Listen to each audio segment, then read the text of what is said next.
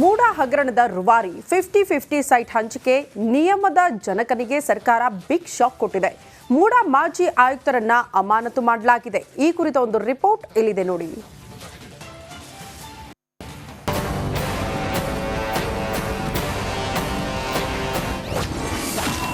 ಮೂಡ ಹಗರಣದ ಮೊದಲ ವಿಕೆಟ್ ಪತನ. ಮೂಡ ಮಾಜಿ ಆಯುಕ್ತ ದಿನೇಶ್ ಸಸ್ಪೆಂಡ್. ಇದು ರಿಪಬ್ಲಿಕ್ ಕನ್ನಡದ ಬಿಗ್ ಇಂಪ್ಯಾಕ್ಟ್. ಮೂಡ ಹಗರಣ ಸಿದ್ದರಾಮಯ್ಯ ಸರ್ಕಾರಕ್ಕೆ ತೀವ್ರ ತಲೆನೋವಾಗಿ ಪರಿಣಮಿಸಿದೆ. ಪ್ರಾಸಿಕ್ಯೂಷನ್ ಅನುಮತಿ ಕುರಿತು ಹೈಕೋರ್ಟ್ನಲ್ಲಿ ವಿಚಾರಣೆ ನಡೆಯುತ್ತಿರುವ ಬೆನ್ನಲ್ಲೇ ಭಾರಿ ಬೆಳವಣಿಗೆ ನಡೆದಿದೆ. ಇದೀಗ ಮೊದಲ ವಿಕೆಟ್ ಪತನಗೊಂಡಿದೆ.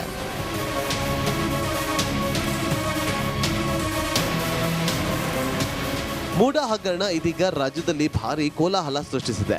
ದಿನದಿಂದ ದಿನಕ್ಕೆ ಸಿದ್ದರಾಮಯ್ಯ ಅವರಿಗೆ ಸಂಕಷ್ಟಗಳು ಹೆಚ್ಚಾಗ್ತಲೇ ಇದೆ. ಇದರ ನಡುವೆ ಮೂಡ ಹಗರಣದಲ್ಲಿ ಇದೀಗ ಮೊದಲ ವಿಕೆಟ್ ಪತನಗೊಂಡಿದೆ. ಮೈಸೂರು ನಗರಾಭಿವೃದ್ಧಿ ಪ್ರಾಧಿಕಾರದ ಈ ಹಿಂದಿನ ಆಯುಕ್ತರಾಗಿದ್ದ ಜಿಟಿ ದಿನೇಶ್ ಕುಮಾರ್ ಅಮಾನತುಗೊಂಡಿದ್ದಾರೆ.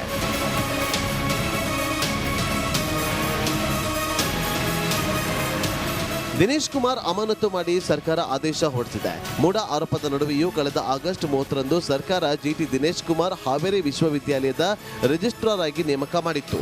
ಇದು ಸರ್ಕಾರಕ್ಕೆ ತೀವ್ರ ಹಿನ್ನಡೆ ಉಂಟು ಮಾಡಿತ್ತು.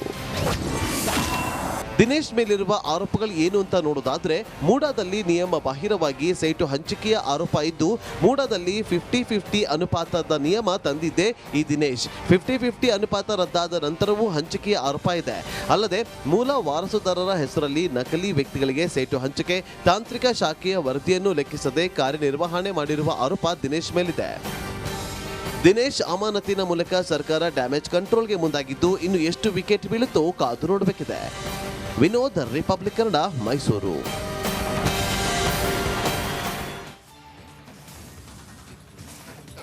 ಕೊಡಗು ಜಿಲ್ಲೆಯಲ್ಲಿ ಈಗ ಕೈಲ್ ಮುಹೂರ್ತ ಹಬ್ಬದ ಸಂಭ್ರಮ. ಕೃಷಿ ಚಟುವಟಿಕೆ ಮುಗಿದು ಜಿಲ್ಲೆಯ ರೈತಾಪಿ ವರ್ಗ ಹಬ್ಬದತ್ತ ಮುಖ ಮಾಡಿದ್ದಾರೆ. ವಿಶೇಷ ಅಂದರೆ ಕೈಲ್ ಮುಹೂರ್ತ ಅಂದರೆ ಕೊಡವರ ಆಯುಧ ಪೂಜಾ ಕೂಡ ಆಗಿದೆ. ಹಾಗಾದ್ರೆ ಈ ಹಬ್ಬದ ವಿಶೇಷತೆ ಏನು ತೋರಿಸ್ತೀವಿ ನೋಡಿ.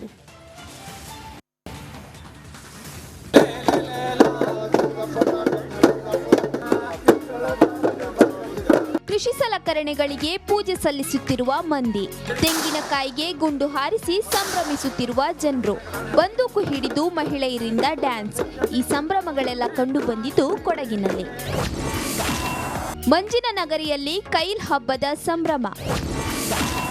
ಕೃಷಿ ಸಲಕರಣೆ, ಆಯುಧಗಳಿಗೆ ವಿಶೇಷ ಪೂಜೆ. ಕೊಡಗು ಜಿಲ್ಲೆಯಲ್ಲಿ ಕೈಲ್ ಹಬ್ಬದ ಸಂಭ್ರಮ ಮನೆ ಮಾಡಿದೆ. ಈ ಹಬ್ಬವನ್ನ ವಿಭಿನ್ನವಾಗಿ ಆಚರಣೆ ಮಾಡಲಾಗ್ತಿದೆ. ವಿಶೇಷ ಅಂದರೆ ಕೊಡವ ಜನಾಂಗದವರಿಗೆ ಇದು ಆಯುಧ ಪೂಜೆಯ ದಿನವಾಗಿದೆ.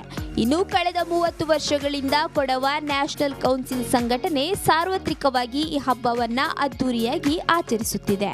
ಕೈಲ್ ಅಂದರೆ ಆಯುಧ. ಈ ಆಯುಧವನ್ನು ಪೂಜೆ ಮಾಡ್ತಕ್ಕಂಥದ್ದು. ಕೊಡವರು ಯೋಧ ಪರಂಪರೆಯ ಜನ. ಮಾರ್ಷಲ್ ವುಡ್ ನಮ್ಮ ಬದುಕು. ಎಲ್ಲ ಕುಲದ ಕೊಡವರು ಕೃಷಿಕರು ಕೂಡ ಹೌದು. ಕೃಷಿ ಸುಮಾರು 300-400 ವರ್ಷಗಳಿಂದ ಈಚೆಗೆ ಬಂದಿದ್ದು.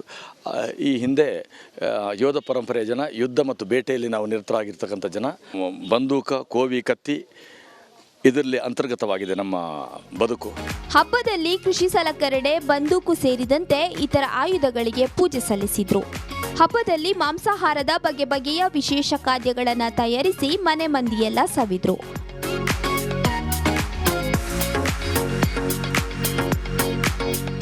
ಕಾರ್ಯಕ್ರಮದಲ್ಲಿ ವಿಧಾನ ಪರಿಷತ್ ಸದಸ್ಯರಾದ ಬಿಕೆ ಹರಿಪ್ರಸಾದ್ ಪಾಲ್ಗೊಂಡು ಬಾಳೆದಿಂಡನ್ನು ಕಡಿದು ಸಂಭ್ರಮಿಸಿದ್ರು. ಕೈಲ್ಗುತ್ ಹಬ್ಬ ಮತ್ತು ಕೊಡಗಲ್ಲಿರ್ತಕ್ಕಂಥ ಕೊಡವರಿಗಿರ್ತಕ್ಕಂಥದ್ದು 4-5 ಹಬ್ಬ. ಅದನ್ನು ನಾವು ವಿಜೃಂಭಣೆಯಿಂದ ನೆರವೇರಿಸಬೇಕು. ಅದು ಕೇವಲ ಕೊಡಗಿಗೆ ಮಾತ್ರ ಸೀಮಿತವಾಗಬಾರ್ದು. ಈ ಕೊಡಗಿನ ಸಂಸ್ಕೃತಿ ಮತ್ತು ಸಾಹಿತ್ಯ ಇದು ಭಾಳ ಜಗತ್ ಪ್ರಸಿದ್ಧವಾದಂಥದ್ದು ಮತ್ತು ವೈಶಿಷ್ಟ್ಯವಾದಂಥದ್ದು. ಇದಕ್ಕೆಲ್ಲ ರೀತಿಯ ಪ್ರೋತ್ಸಾಹ ಸರ್ಕಾರವೂ ಸಹ ಕೊಡಬೇಕಾಗುತ್ತೆ. ಕೈಲ್ ಹಬ್ಬದ ಪ್ರಯುಕ್ತ ವಿವಿಧ ಕ್ರೀಡಾ ಚಟುವಟಿಕೆಗಳನ್ನು ನಡೆಸಿ ಕೊಡಗಿನ ಜನರು ಸಂಭ್ರಮಿಸಿದ್ರು. ಅನುಕಾರ್ಯಪ್ಪ, ಬೆಳ್ಳೂರು, ರಿಪಬ್ಲಿಕ್ ಕನ್ನಡ, ಕೊಡಗು.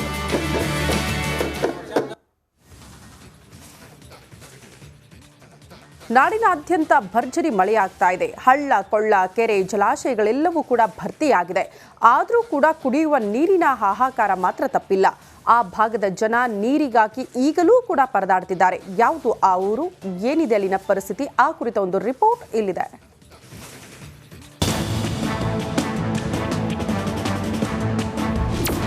ಮಳೆಯಾದ್ರೂ ತಿಂಗಳಿಗೊಮ್ಮೆ ನೀರು. ಕುಡಿಯೋ ನೀರಿಗಾಗಿ ಜನರ ಪರದಾಟ. ರಾಜ್ಯದಲ್ಲಿ ವರ್ಣಾರ್ಪಟ ಜೋರಾಗಿದೆ. ನದಿ, ಹಳ್ಳ, ಕೊಳ್ಳಗಳು ತುಂಬಿ ಹರಿತಾ ಇವೆ. ಆದರೂ ಕೂಡ ಗದಗ, ಬೆಟಗೇರಿ, ಅವಳಿ ನಗರದ ಜನ ಕುಡಿಯೋ ನೀರಿಗಾಗಿ ಪರದಾಡ್ತಾ ಇದ್ದಾರೆ.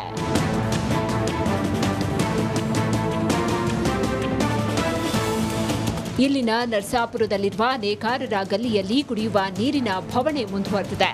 ತಿಂಗಳಿಗೊಮ್ಮೆ ಕುಡಿಯುವ ನೀರು ಬರ್ತಾ ಇದೆ. ಆದರೆ ಇದು ಶುದ್ಧವಾಗಿಲ್ಲ, ಕುಡಿಯೋಕ್ಕೂ ಯೋಗ್ಯವಾಗಿಲ್ಲ. ನೀರಿನಲ್ಲಿ ಹುಳುಗಳು ಬರ್ತಾ ಇವೆ.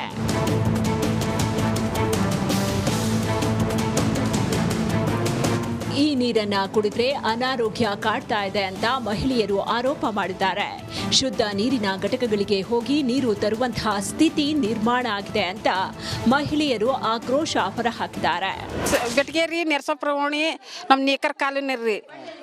ನೀರು ಸರಿ ಬರಂಗಿಲ್ರಿ. ತಿಂಗಳಿಗೆ 1.5 ತಿಂಗಳಿಗೆ ನೀರು ಬಿಡ್ತಾನ್ರಿ. ಬಿಟ್ರೂ ಅವು ನೀರು ಸರಿಗಿಲ್ರಿ.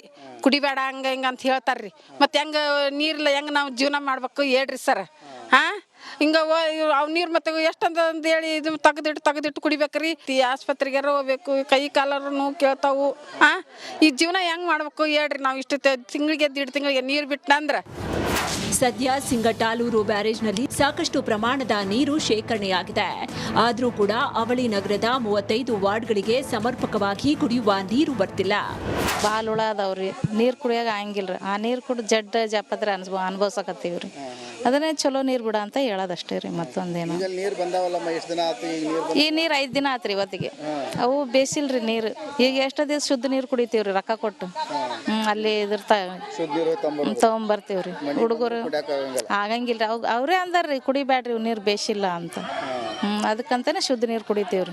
ಗಟ್ಟ ಈಗ 4 ರೂಪಾಯಿ ಒಂದು ಕೊಡಕ್ರಿ. ಅಲ್ಲಿ ಗವ್ಯಾಗ್ಲಿದ್ದ ತರ್ತೀವ್ರಿ. ನರಸಾಪುರ ಪ್ರದೇಶದಲ್ಲಿ ಸಾವಿರಾರು ಬಡ ಕುಟುಂಬಸ್ಥರು ವಾಸ ಮಾಡ್ತಿದ್ದಾರೆ. ತಿಂಗಳಿಗೊಮ್ಮೆ ಬಿಡುವ ನೀರನ್ನ ಶೇಖರಣೆ ಮಾಡಿ ಸ್ಟಾಕ್ ಮಾಡಿದ ನೀರಿನಲ್ಲಿ ಹುಳುಗಳು ಆಗ್ತಾ ಇವೆ. ಹೀಗಾಗಿ ಕುಡಿಯುವ ನೀರಿನ ಸಮಸ್ಯೆ ಎದುರಿಸುವಂತಾಗಿದೆ. ಇನ್ನಾದ್ರೂ ಗದಗ, ಬೆಟಗೇರಿ ನಗರಸಭೆ ನೀರಿನ ಸಮಸ್ಯೆ ಬಗೆಹರಿಯುತ್ತಾ ಕಾದ್ ನೋಡ್ಬೇಕಾಗಿದೆ. ಮಂಜು ಪತಾರ, ರಿಪಬ್ಲಿಕ್ ಕನ್ನಡ, ಗದಗ.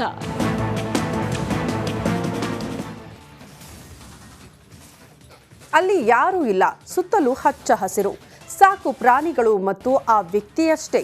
ಈ ಪ್ರದೇಶವನ್ನ ಬಿಟ್ಟು ಬಾ ಅಂತ ಕರೆದ್ರೂ ಕೂಡ ಆ ವ್ಯಕ್ತಿ ಮಾತ್ರ ಬರ್ತಾ ಇಲ್ಲ. ಈ ಕುರಿತ ಒಂದು ರಿಪೋರ್ಟ್ ಇಲ್ಲಿದೆ ನೋಡಿ.